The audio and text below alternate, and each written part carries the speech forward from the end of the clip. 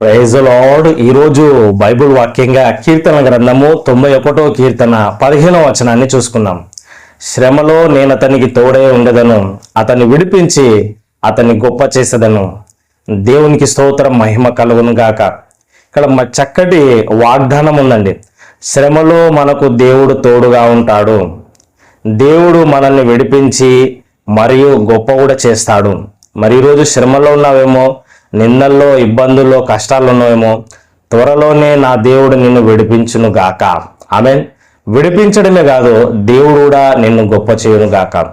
అయితే ఎవరిని దేవుడు విడిపిస్తాడు, ఎవరికి దేవుడు సహాయం చేస్తాడంటే, ఈ వచనం ఫుల్గా మనం పూర్తిగా చూసుకున్నట్లయితే, అతడు నాకు మొరపెట్టగా నేను అతనికి ఉత్తరం ఇచ్చేదను. అంటే దేవునికి ప్రార్థన చేసే వారిని దేవుడు విడిపిస్తాడు, ప్రభువుకు మొరపెట్టే వారిని దేవుడు విడిపిస్తాడు. హల్లెలూయా. మరి నువ్వు దేవునికి ప్రార్థన